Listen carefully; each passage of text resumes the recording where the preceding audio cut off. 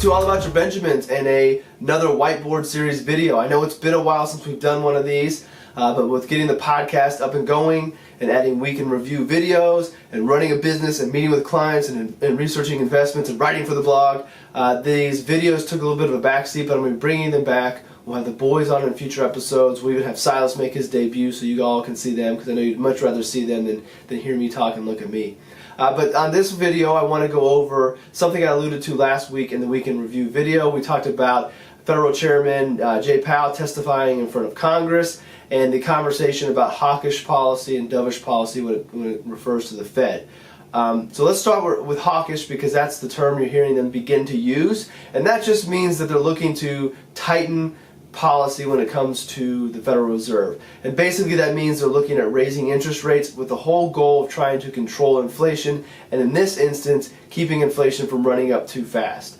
So as you know, inflation just means $1 today is not $1 tomorrow. Our dollar buys less in the future. That's because inflation prices go up. One of the ways to keep that under control is to use interest rates to control how expensive it is to borrow and buy things in the future. So a hawkish tone from the Fed means they're looking at tightening policy, raising rates to keep inflation away.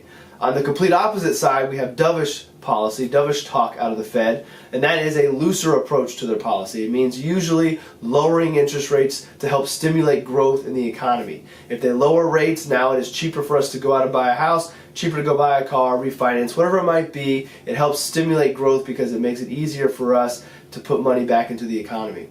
It doesn't mean that one is better than the other. The verbiage that comes out of the Fed being hawkish or dovish is really dependent upon what's going on today in the economy.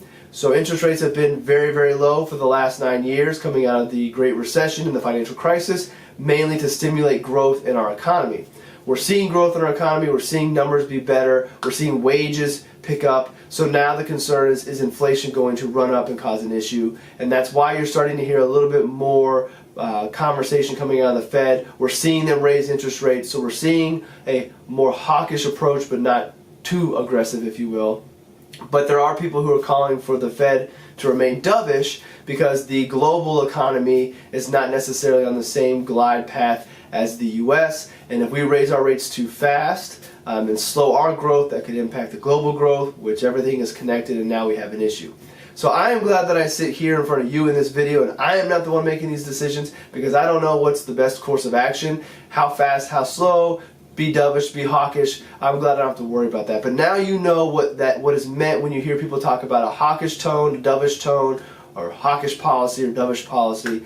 Hope that clears that up. As I mentioned, these videos will be coming back. If you have any topics, any questions you'd like to see covered, you can always email me at contact@allaboutyourbenjamins.com, or find me on Twitter at Justin Castelli. That's JUS10CASTELLI. I'm looking forward to getting back to the basics, doing these 2 to 3 minute long videos about different topics, helping you better your knowledge about investing and financial planning and money and all those different things. And as I mentioned, the boys will be here on the next video. So then we'll see you in the next episode.